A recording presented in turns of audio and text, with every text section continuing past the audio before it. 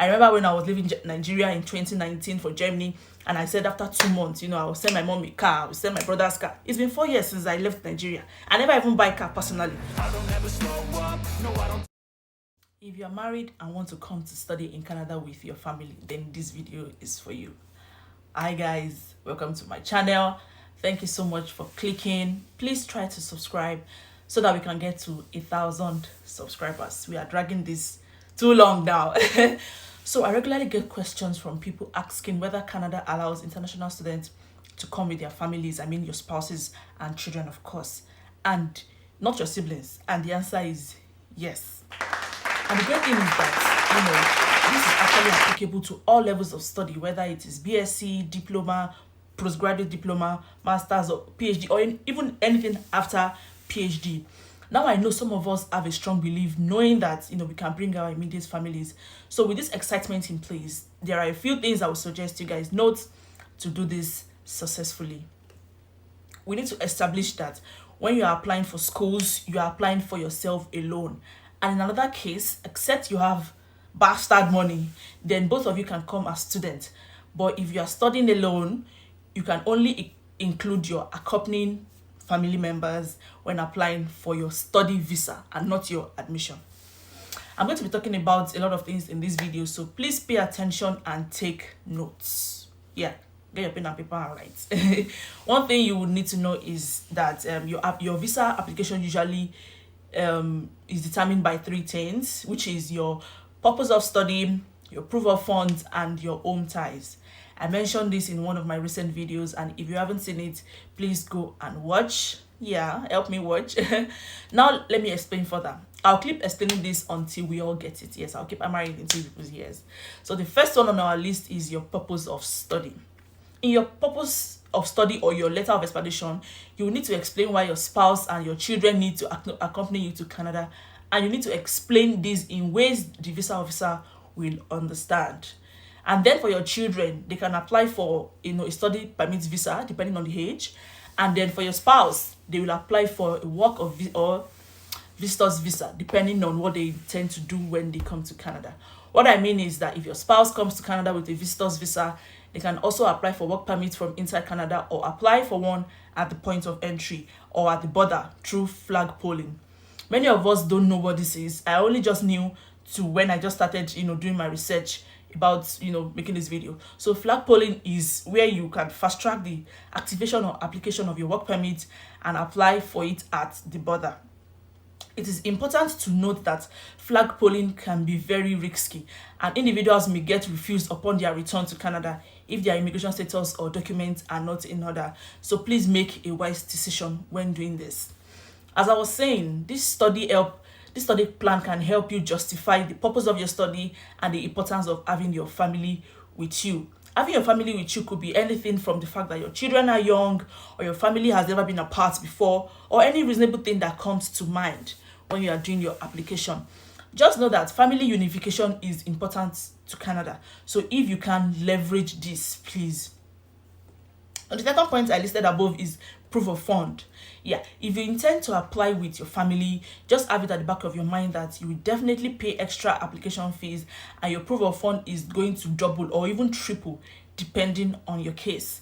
Then you must also show that you have sufficient fund to provide for your family members that are going to be accompanying you, without them working in Canada, because you're expected to show enough to cover your tuition and living expenses as a student, and additional funds for the living expenses of those accompanying you. And that is the whole point of proof of funds that Canada and other countries require. They naturally want to know that you guys won't constitute a nuisance in the first year, and the more the size of your family, the more the proof of funds you will need to declare. I'll put all the links to back some of this information in the description box so that you guys can read up and understand better. Now, the third thing is home ties. The proof of home ties is an important aspect of Canadian study visa application. They need to know that you are not coming to stay, even though you are coming to stay. You guys understand? Yeah. As an international student, you are a temporary resident, and you definitely need to show that you are willing to leave Canada after your studies if you are required to do so anyway. And also, IRCC wants to see this, evidence. So, come on, let them know. When international students find it easy to use their family members as part of their home ties, like say my kids and spouse are back in my home country and my parents need me, or I want to inherit their kingdom, or basically anything. So if you are applying with your family, it means you must be ready to show other home ties like landed property or a village title that was bestowed upon you. Also note that car is not a tie. That you have cars in your own country is not tie. I'm just saying it so that you don't think that you have arrived because you have cars. So home ties could range from your businesses to your investments and employment that you're a part of, some financial assets, landed property, and many more. In my opinion and my experience, once you present your application well and provide all the required documents in these 3 areas of consideration, your application is actually good to go.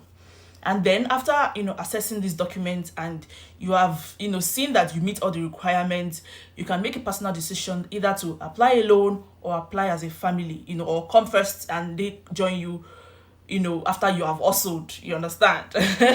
But just know that if you decide to apply alone, there's no specific timeline to apply for your family members after you arrive in Canada. Don't let people pressure you. If it takes 6 months or it takes 1 year, so be it. Loads of people just assume that the abroad life is easy and you can bring people fast. It doesn't work that way. Yes, I remember when I was living in Nigeria in 2019 for Germany, and I said after 2 months, I will send my mom a car, I will send my brother's car. It's been 4 years since I left Nigeria. I never even buy a car personally. So work towards them joining you, but don't be pressured. Thank God my mom is understanding. Maybe I don't sell my kidney because of pressure. Anyway, back to what I was saying. You can submit the applications anytime you have the required documents to apply for them. Ensure you have the required documents. Don't go and be saying you are missing them and just apply blindly. Even the best of applications gets denied. Just don't forget this. Then I'll talk about the type of visas that you need to apply for your family members here. So if your children are already of school age, which is about 5 years and above in many provinces, you should apply for a study permit for them. But if they are not that old, then a visitor's visa is what they need. That's what my son got, a visitor's visa. And my friends that have younger kids. And as for your spouse, it could be visitor's visa for a short visit or spousal open work permit if the plan is for them to stay back and work in Canada. Please know that for your spouse to be able to apply for a spousal open work permit, you, the student, must be coming to Canada for a program that is eligible for a postgraduate work permit, PGWP, like everybody says. So in summary, if you want to study in Canada with your family, here are some important points to consider. Apply for yourself. Yeah, when applying for your admission to Canadian schools, you will only apply for yourself. However, you can include your spouse and children when applying for study visa. Yep. Number 2, then your purpose of study. In your study plan or letter of explanation, you can explain why it is important for your family to accompany you to Canada. Tell them the reasons, such as family unity, the education benefits of your children, or the support of your spouse. If your spouse not better spouse, just emphasize the importance of having family with you during your period of study. Then the third one is proof of funds. Yeah, when applying with your family, you will need to show more proof of funds than a single applicant. Like I said earlier, you must demonstrate that you have sufficient funds to support yourself as a student and cover the expenses of your accompanying family members without them needing to work, because they might not get a job in one 6 months or 1 year. So the next thing is the home ties. It's very essential to show ties to your home country and demonstrate a strong intention to return after completing your studies. Use your family members as part of your home ties by showing evidence of businesses, investments, employment, financial assets, land and property, and all that good stuff. I just hope I'm not too fast. Then the application process. Once you have assessed the required documents and prepared your application, then you can decide whether to apply together with your family or apply alone first. Like I said earlier, there's no specific timeline to apply for your family members after you arrive in Canada. Then next thing is visa types. For children of school age, you can apply for study permits. If they are younger, a visitor's permit is appropriate. As for your spouse, they can apply for a visitor's visa or a spousal open work permit if your program is eligible for postgraduate work permit. My summary looks like I just repeated everything I said earlier, right? Don't mind me. I am trying to explain it as simple as possible to everyone who watches this video so that they can understand the extent, or, so they can understand, how to apply. In conclusion, please try to read the website thoroughly, the school website, RRCC website, and all the rating websites, because most of them changes their information, very, very regularly. Their requirements change very regularly. If you have any questions, please ask away. Thank you for watching, and I wish you good luck in your future endeavors of coming into Canada. I'll see you again. I think I need to make another video today. Let me just make off clothes and change wig and make another video. My makeup is, even like no raw powder, my makeup is shine. Anyway, see you guys.